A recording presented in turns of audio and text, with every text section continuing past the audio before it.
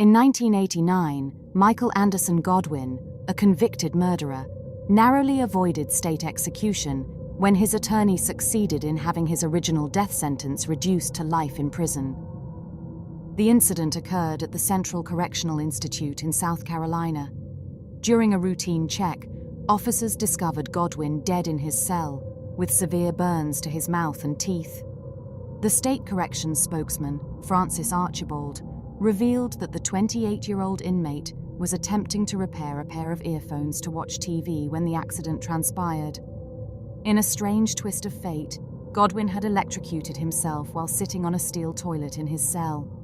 Frank Barron, the county coroner, officially declared Godwin's death an accident. The irony of the situation was unmistakable, as Godwin, who had previously escaped death by the electric chair, met his end on an improvised electric seat. Despite the grim circumstances, Godwin had been considered a model prisoner at the time. He had earned 2 college degrees during his incarceration and aspired to work with young people upon potential parole. Godwin's criminal history revealed a prior conviction for robbing a woman at knife point, which led to imprisonment. While on work release, he committed a heinous act by beating 24-year-old Mary Elizabeth Royam to death with an electric iron in her West Columbia apartment. Originally convicted of murder and other charges, Godwin's attorney later succeeded in clearing him of some charges.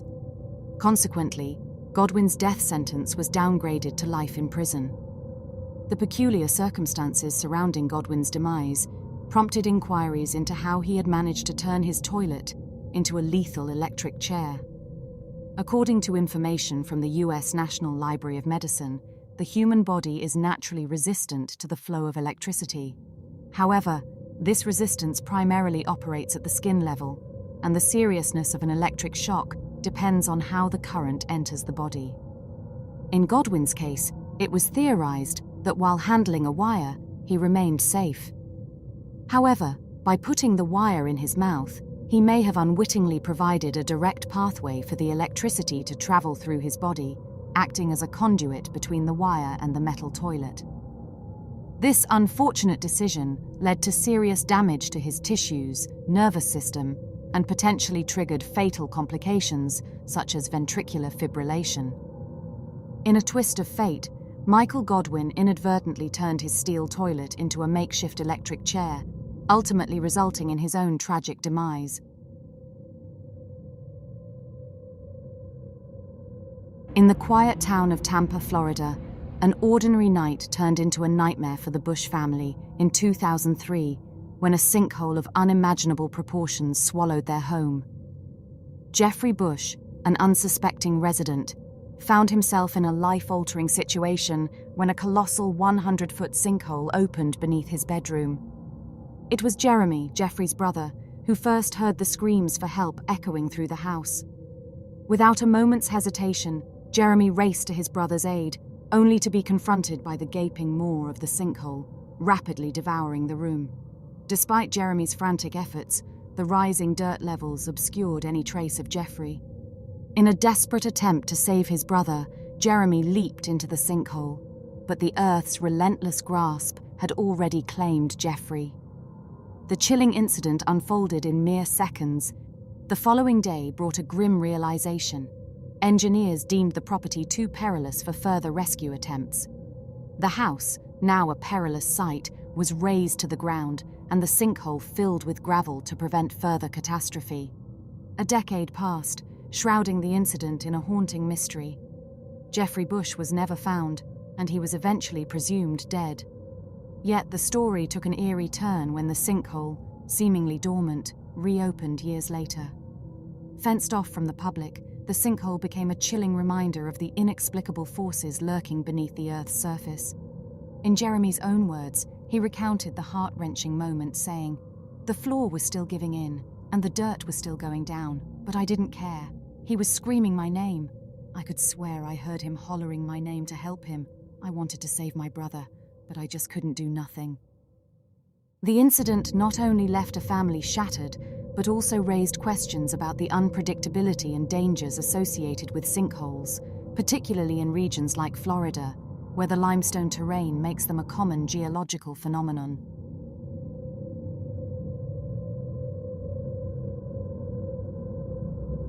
Elizabeth, a 60-year-old care worker from Wolverhampton, sought solace in the Welsh countryside, choosing a quaint villa near Machynlleth for her retreat. Little did she know that her visit would transform into a chilling enigma that would captivate the town's imagination for years to come. It was on a quiet September night in 2017 that Elizabeth's ordinary holiday took a turn. Awaking in the darkness, she found herself compelled to navigate the shadows of her temporary abode. In an inexplicable twist of fate, she entered an airing cupboard undressed, where the oppressive silence masked the ominous events that were about to unfold. The door, seemingly possessed by an unseen force, snapped shut behind her, ensnaring Elizabeth in a lightless cocoon. Panic set in as she realized the door handle had betrayed her, leaving her trapped in a space that offered no solace, only the cold touch of uncertainty. As the night unfolded, Elizabeth's desperate attempts to free herself turned the once cozy villa into a chamber of anguish. Shelves were torn off, and copper piping became her makeshift tool in a battle against the unseen. The walls bore witness to her struggle as she sought an escape route from her metallic prison. Unbeknownst to Elizabeth, her fervent efforts had unintended consequences. A burst pipe unleashed a cascade of water, transforming her struggle into a fight against the encroaching chill of hypothermia. The very elements that should have nourished life now conspired against her, leaving the air thick with tension. A week passed in eerie silence until caretakers, responding to an unusual leak, stumbled upon a scene that defied explanation. Elizabeth Isherwood's lifeless form lay in the airing cupboard, and the villa, once a sanctuary of peace, now held the secrets of her inexplicable demise. The community, once bound by the charm of Machynlleth, found itself gripped by an unsettling tale of misadventure. The enigma of Elizabeth's journey into the dark recesses of the airing cupboard left a lingering unease, a reminder that even in the most idyllic settings, the shadows could conceal stories that defy comprehension.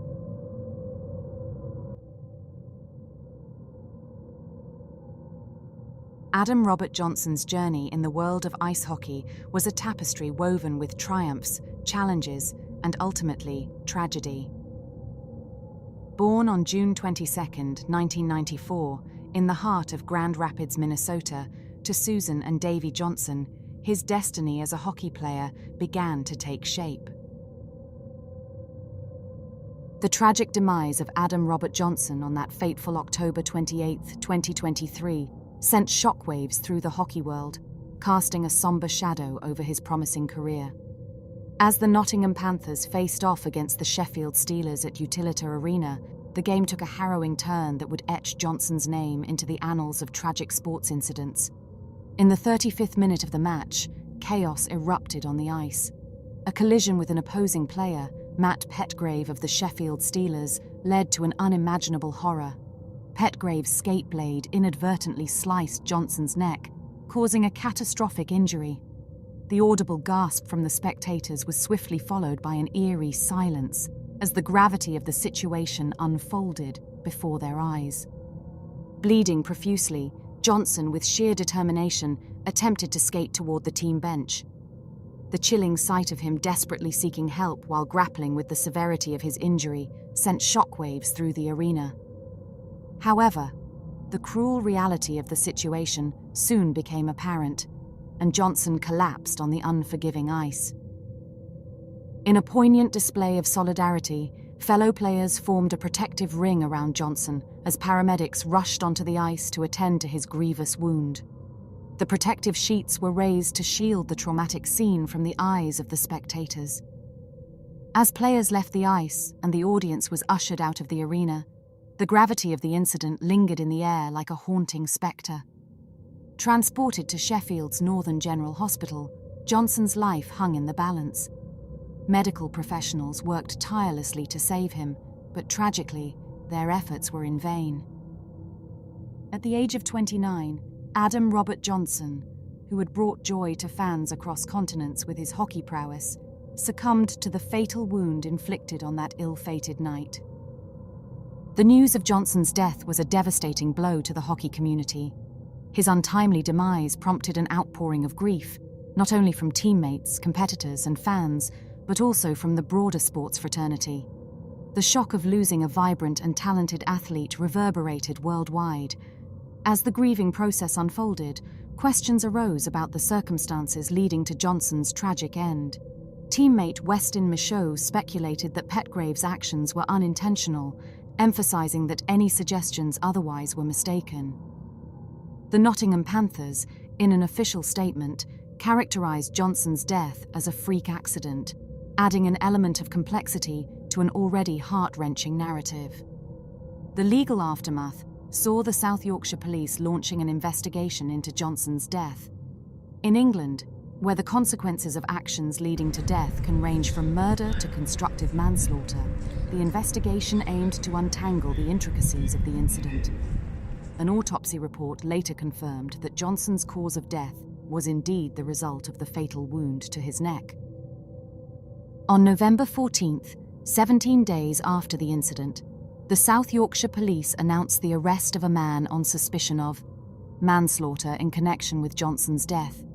The suspect was released on police bail, leaving the legal proceedings to unfold amidst the backdrop of grief and unanswered questions. Adam Robert Johnson's tragic end served as a catalyst for a broader examination of player safety in the game of hockey. His legacy became intertwined with a push for enhanced safety measures, prompting changes in regulations, such as the introduction of mandatory neck guards in various leagues. As the hockey community grappled with the loss of a young talent, Johnson's story became a poignant reminder of the fragility of life and the need for continued efforts to ensure the safety of athletes in the pursuit of their passion. The legacy of Adam Robert Johnson extends beyond the rink, leaving an indelible mark on the collective consciousness of the sports world.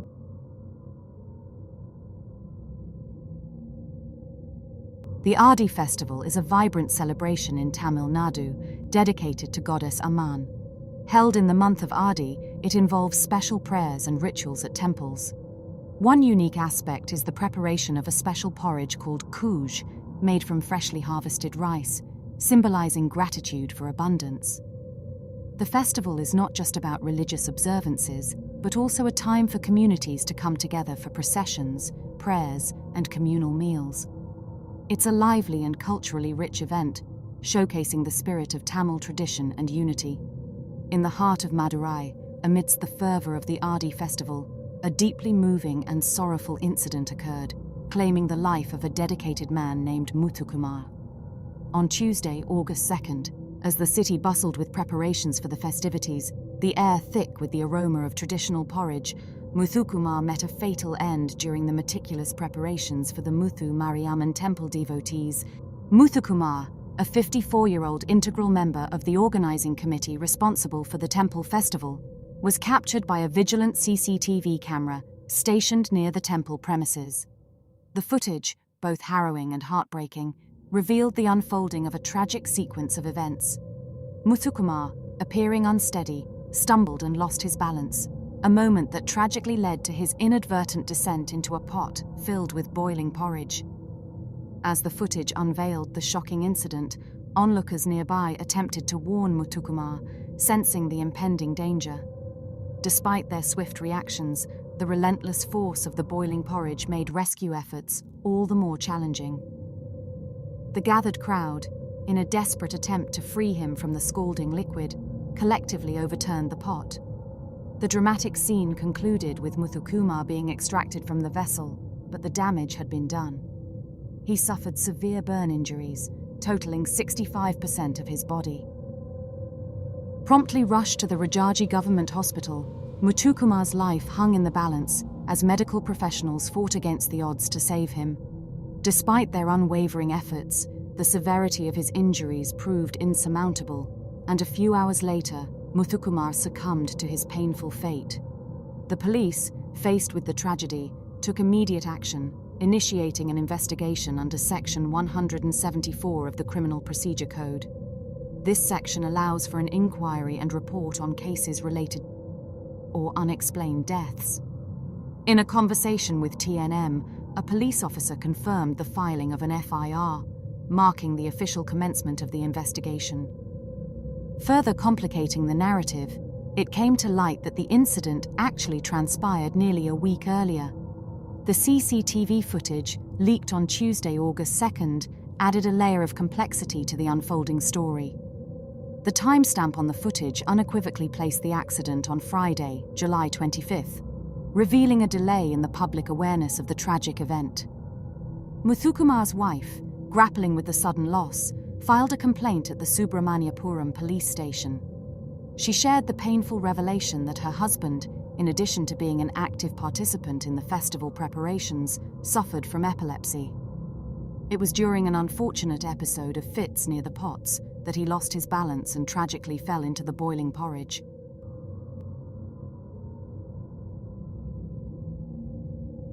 It was an ordinary day for Dorothy Louise Downey, a day she thought she would spend helping her daughter, but fate had other ideas.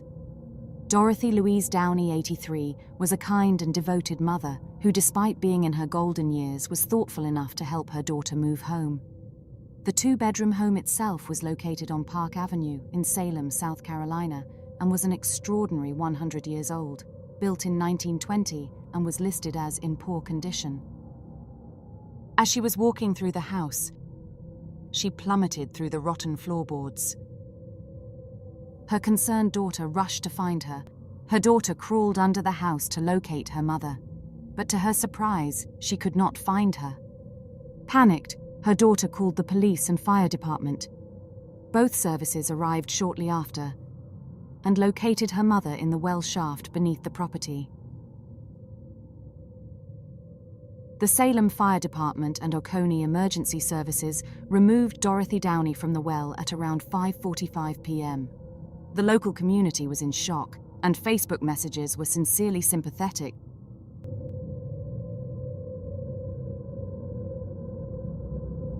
A mum of two, and a well-known influencer and pharmacist from Russia, decided to celebrate her 29th birthday in a pool and sauna complex in the Russian capital of Moscow.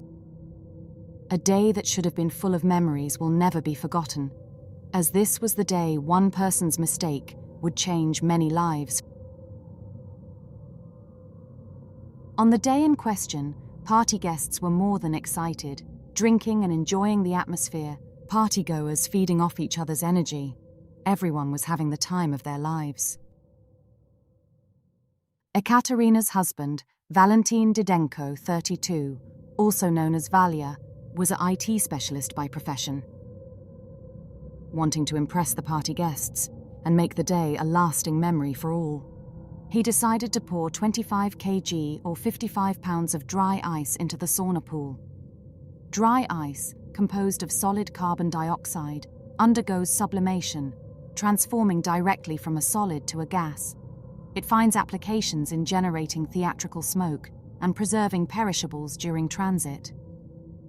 Valentin's mistake to pour dry ice into the pool would be his last. At first, party guests were astonished and were excited to see the chemical effect take action, but shortly after, guests started coughing, fainting, and some even experienced chemical burns.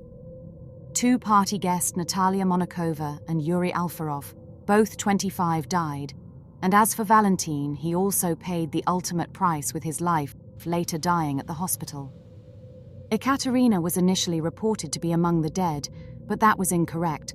The mother of two survived and posted a video from her bed saying, "I am alive. I am behind the doors of an intensive care ward. I don't know who died. Valia is in the intensive care. I don't know what state he is in," she said, unaware of her husband's situation. After being released from hospital and learning of her husband's death, she posted another video stating, "Valia is not with us anymore. Or Natasha, or Yura. I can't tell you anything else. I did not cry yesterday. Today I just exploded. I thought it was not true. It was a nightmare."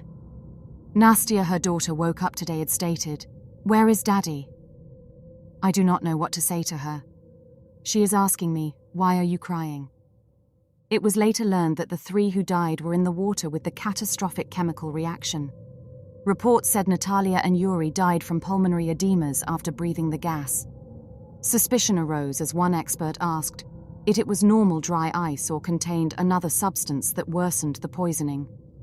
Dry ice solid carbon dioxide, commonly known as dry ice, generates a denser-than-air vapor upon interaction with water. In elevated concentrations, it has the potential to elevate carbon dioxide levels in the bloodstream, impeding the flow of oxygen to essential organs. This presents a risk to health as it may lead to oxygen deprivation in vital bodily functions.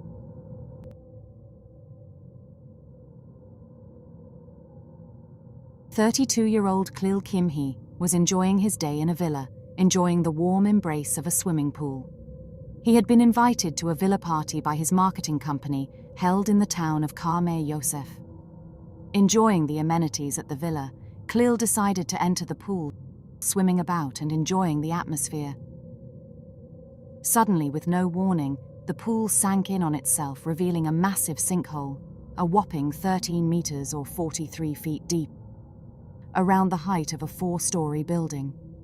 1 minute, Klil Kim-hee was alive and well, the next, gone. Rescue workers used special cameras attached to their helmets to find Kim-hee's body deep underground. The operation was tricky because there were worries that other tunnels connected to the sinkhole might collapse. To stay safe, they built a support structure to stop the surface from caving in while they looked for him. A witness recounted, "The water level suddenly started receding and a hole opened up, creating a vortex that swept 2 people inside. According to another person interviewed by the news, the swirling vortex quickly engulfed Kim-hee within seconds. Fortunately, there were only 6 people in the pool at that time, potentially preventing more casualties." After further investigations, it was revealed that the owners of the villa did not apply for a permit to build the swimming pool. If they had done so, it would have been denied, as the infrastructure at the site was not suitable. The couple who owned the villa, identified as Nathan and Rachel Meller, were arrested on suspicion of operating a business without a license, money laundering, and negligent manslaughter. And it was also noted that the home is located within 50 meters of an underground cave.